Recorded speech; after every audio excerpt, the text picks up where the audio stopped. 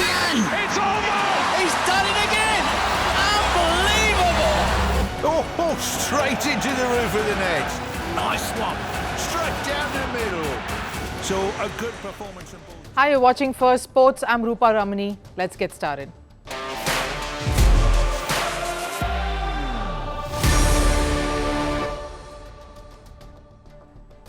On the show today, the women's script history for the sport. Lift their first World Cup title ever. Did the Indian women's cricket team? How did this happen? And will this be the watershed moment for women's cricket and the perception around it? Is there hypocrisy in fandom? That's our next story. You saw that when the Indian women cricketers lost a few games in the World Cup. But what about when it comes to their better halves cheering them on from the sidelines? From Victoria Beckham to Anushka Sharma and Taylor Swift. Is there hostility there when the men are praised for coming on to support their partners instead? We decode this right here. And Lionel Messi's GOAT tour adds Hyderabad now instead of the canned Kerala leg in the entire tour. Is that just damage control? What's the reason for this addition? But first, the headlines on Sports 360. Starting with cricket, Indian men's team beat Australia in the third T20 international by 5 wickets to level the series 1-all. Put into bat first, Australia were restricted to 186. Arshdeep Singh picked up 3 wickets. Washington Sundar remained unbeaten at 49 to help India chase the target down in the 19th over. The fourth T20 will take place on the 6th of November. On to football, Real Madrid hammered Valencia 4-0 in a La Liga group stage match. Kylian Mbappe led the way for the Spanish Giants with a brace. They remain top of the points table. Meanwhile, second-placed Barcelona inch closer to Madrid with a 3-1 win over Elche. Lamine Yamal opened the scoring. Marcus Rashford scored the winner. In tennis, Yannick Sinner has won the Paris Masters title. The Italian beat Felix Auger-Aliassime in straight sets. With this, Sinner regained his #1 ranking. He's now 250 points ahead of #2 Carlos Alcaraz. Former doubles world #1 Rohan Bopanna has announced his retirement from tennis. The Indian ace, whose journey lasted over 2 decades, is a 2-time Grand Slam champion. He last played the Paris Masters, where he was knocked out in the round of 32. And summing it up with baseball, Los Angeles Dodgers have won the World Series. They beat Toronto Blue Jays 5-4 in the finale. Miguel Rojas smashed a home run to level the match. Will Smith homering turned out to be decisive in the 11th innings. US President Donald Trump has invited the winning side to the White House.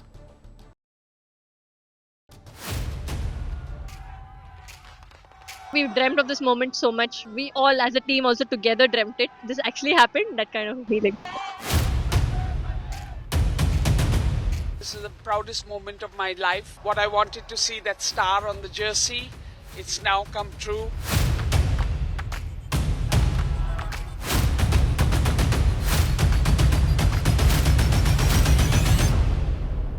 Nation, please support women's cricket to the hilt, like how you do to the men cricketers, and let women's cricket shine. You often hear the phrase manifested. It's come out of books you read. Legends speak of this with the confidence that you cannot quite understand.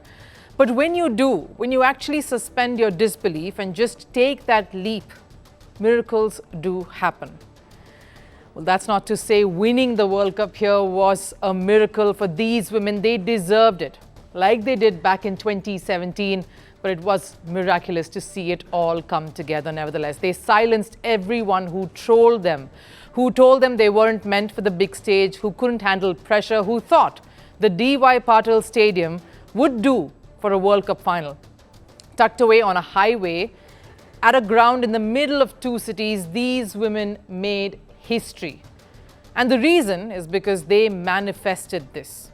Each and every single one in that dressing room made this moment come alive for all of us who witnessed it from our homes, from the stadium, from different parts of the globe. This was a moment to remember, and we bore witness to it all. Of course, Harmanpreet, right after that World Cup triumph, exiting the stadium in rock star manner. That's exactly what we want to witness, and that's what we were held to when all these scenes of celebration erupted in that D.Y. Patil Stadium. In fact, right earlier this morning, that was Harmanpreet Kaur, and that message says it all from her, from a world champion, the captain of the Indian cricket team, to everyone else. Let me take you through how all of this happened. The manifestation of this moment took place one by one. We'll start with Harmanpreet Kaur, the captain, the one who tried her best ever, every single edition that she represented India for. Even scored a mammoth 171 in the 2017 World Cup edition and still ended up falling short. But that's the beauty of sport. It cannot be just one person pulling the weight of expectations, more so in a team sport like cricket. Just one knock or one magical spell just won't do. Harmanpreet's tactical change, for example, in the final last night, bringing on a young Shafali Verma to bowl, an act that would backfire 9 out of 10 times, did not last night. You could hear the commentator remarking how incredulous the moment was. A World Cup final at home in front of a packed house. The opposition beginning to find its rhythm with their captain Laura Woolward in control, and out comes not even a part-time bowler. And Shafali gets the breakthrough right after those words are heard. It's as if the Indian women out there were trying to prove every single person wrong. She sent two of the most experienced Proteus hands back, Sune Lees and Marizan Cup. They were back in the hut. That's manifestation. Harmanpreet and Shafali envisioned the moment and executed it to perfection. I said at the start that God has sent me here to do something nice, and that reflected today. I saw Shefali, and the way she batted earlier, I just knew it was her day. My heart said, give her one over. I went with my gut, and that over changed everything for us. You look at India's campaign this time, they did not play bad cricket in their losses.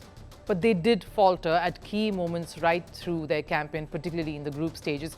Something that had recurred in the past for them too. Smriti Mandhana's duck or Deepti Sharma's no ball. These are moments that will haunt you. Like they did Jemimah Rodrigues. The thought of having had to miss out on a World Cup entirely, the thought of not scoring the runs your team wants you to, these thoughts can tear down the very best. And that's when it's not your skill or your talent that comes to your rescue. It's just that mental strength to prove everyone wrong. Your mind telling you to stay in the moment and play it out on merit, your merit. That's what makes all the difference between what could have happened and what could have been and what actually did.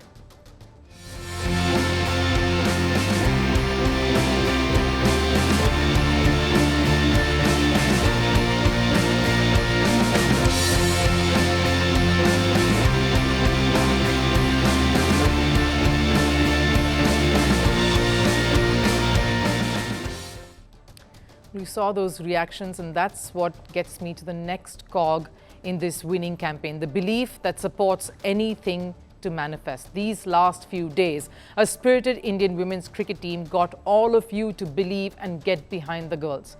That the month of November need not necessarily be one just of heartbreaks. That these women can rewrite a past so fractured and tormented, especially for them, into a golden moment for the sport itself. Inspirational stuff. All of you staying on till way past midnight to see the women celebrate the way they did and do the unthinkable is again proof of this.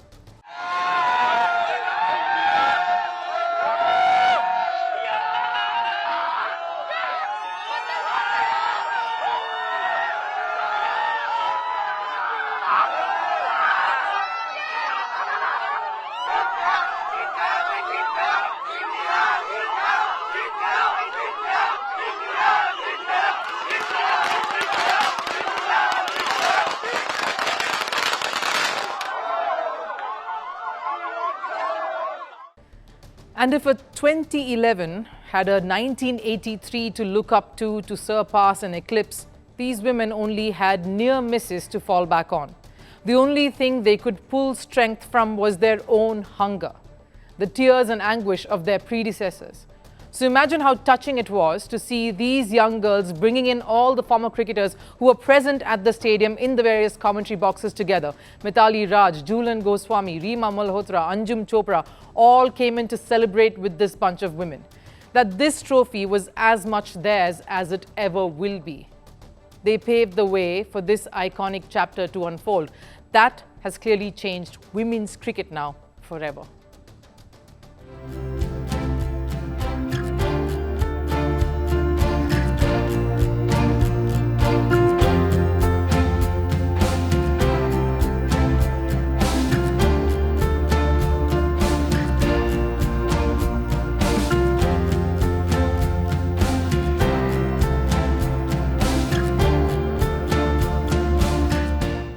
Shafali Verma put it correctly. It was their struggles and their tears that really gave birth to this moment. The presence of legends like Sachin Tendulkar from the other side, VVS Lakshman, of their male counterpart Rohit Sharma as well. Their presence had to mean something here.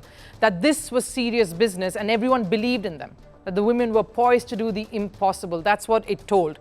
An injured wheelchair-bound Pratika Raval who had to stop her journey in this World Cup, coming out to celebrate with her teammates. All of this was heartwarming and just pure gold. Women's cricket will never be the same. Indian cricket will never be the same because this moment has manifested a dream that every young girl will now have and won't be afraid to have, to replicate November 2 to 2025. And that's the power and the impact of this World Cup final. It has set the benchmark for a whole new generation to aspire to eclipse and overhaul.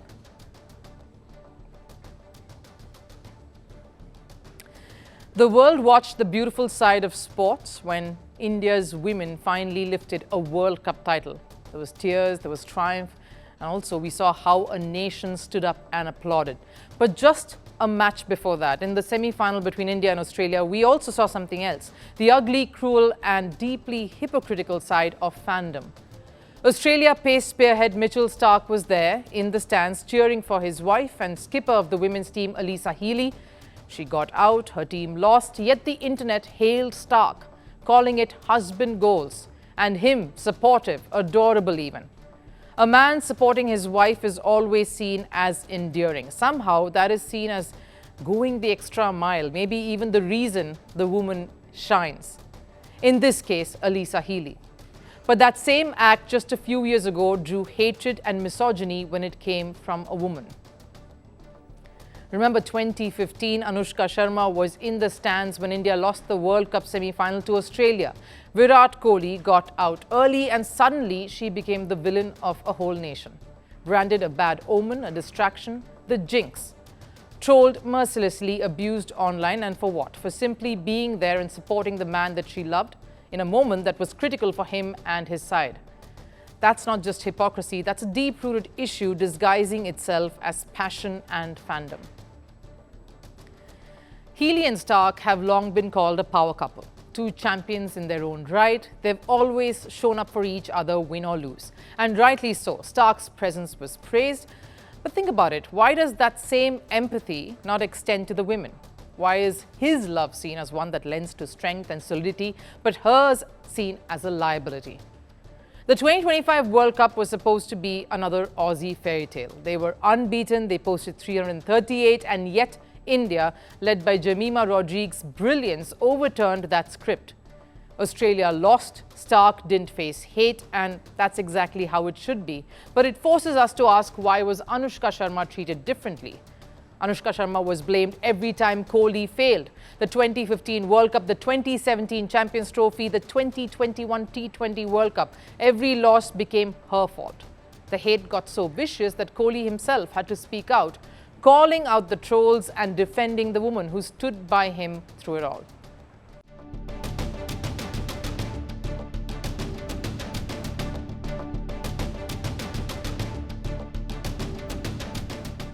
And every time he triumphed after that, from the 2022 Pakistan Masterclass to India's 2024 T20 title to the Champions Trophy earlier this year, he made sure the world remembered who'd been there with him all along.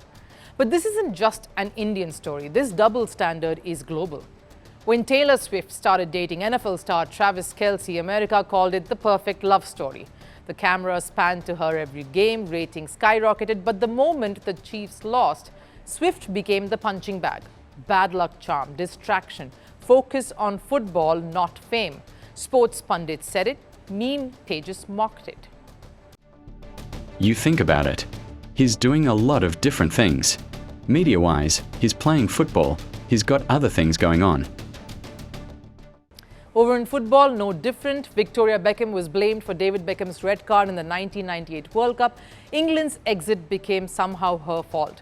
The Spice Girl was dragged through headlines, and it wasn't just 1998. Victoria became a focal point of Beckham's entire career.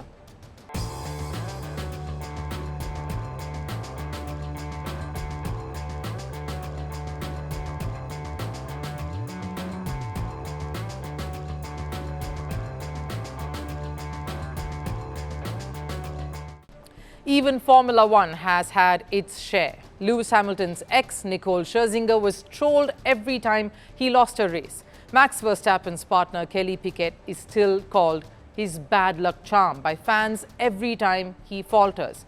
It's a pattern. It's ugly, unfair, and deeply ingrained. It's always easier, isn't it, to blame the woman in the stands rather than the player on the field or the system itself or the situation, to turn support into a liability. But sports is supposed to be about skill, not sexism, about what happens out on the field, in the ring, and not who's watching from beyond the ropes. This is the ugly side of fandom, selective, biased, and cruel. We romanticize one couple and we ridicule another. We call some power couples and others bad luck charms. I guess it's easier to find a scapegoat than to really face the truth at times. So the next time you see a partner in the stands, smiling, nervous, probably praying, doing their bit of superstitions to keep it going, remember that's not a jinx. That's faith, loyalty, and love. Maybe it's time we stop calling that bad luck and start calling it what it truly is, the most beautiful part of sport. One of the greatest footballers of all time, Lionel Messi, might just be trying to clean up a global mess days after Kerala disappeared from Argentina's international calendar for 2025. Now Messi has added Hyderabad to his GOAT tour, a move being seen as a last-minute attempt to pacify Indian fans after the Kerala snub. But will it really work, or has the damage already been done? Our next report tells you more. For close to a year, Kerala had been buzzing. The announcement of Messi's arrival was being treated like a festival. Organizers hyped up the Australia versus Argentina friendly, and the state turned into a sea of blue and white. Hoardings, murals, billboards, from Kochi to Tiruvananthapuram, all screamed one name, Messi. But just days before the fixture came heartbreak. Organizers suddenly announced the match had been moved to the next window. Reports hinted at logistical hurdles, delays in stadium preparedness, and issues with local approvals. But now new developments suggest this wasn't just about infrastructure. It was about image control. While the Kerala fixture remains uncertain, Messi's team has expanded his GOAT tour, added Hyderabad to that itinerary. This isn't for official internationals, but for exhibition and brand events. That means the GOAT tour will now cover 4 cities of India: Kolkata, Delhi, Mumbai, and now Hyderabad. A clear attempt to wipe out the Kerala controversy. But here's the fine print. While organizers say Messi will come to Kerala next calendar year, the addition of Hyderabad suggests otherwise. This is Messi attempting to damage control by still meeting the southern audience, because the likelihood of him coming to Kerala is less too. A sign that highlights that he can't afford another PR disaster. Because Messi's been here before. Remember Hong Kong, 2024? Fans paid hundreds of dollars to watch him play, but Messi stayed on the bench, citing injury. Crowds booed. Sponsors pulled out. Chinese media called it a betrayal. It was a full-blown PR nightmare, one that forced Inter Miami to issue multiple apologies, and Messi himself to address global outrage.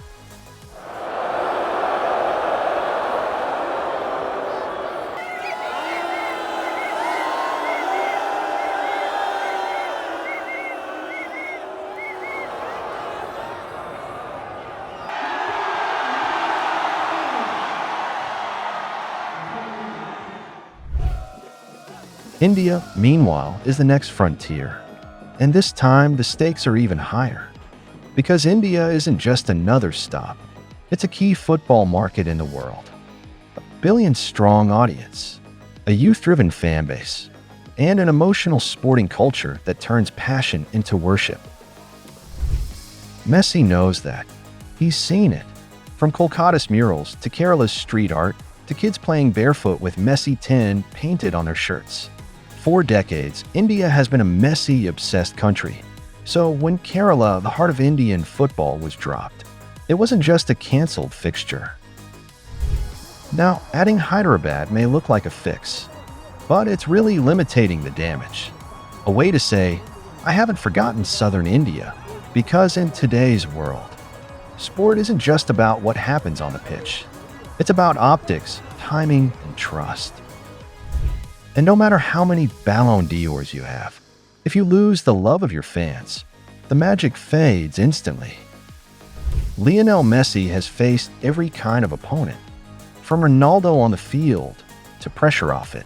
But this time, it's not a defender or a goalkeeper in his way. It's expectation. Expectation from fans who built murals for him, waited decades for him, and now feel left behind. Hyderabad might be Messi's attempt at redemption, a second chance to reconnect with southern India. But if Messi truly wants to win India, he doesn't need to score goals here. He just needs to show up for the people who never stop believing in him. Time for last serve. A French couple is raising awareness of the oceans, and they've initiated a transatlantic swim for this. It kicked off at the island nation Cape Verde, and it's set to finish 3,800 kilometers away at the French Caribbean island of Guadeloupe. Take a look.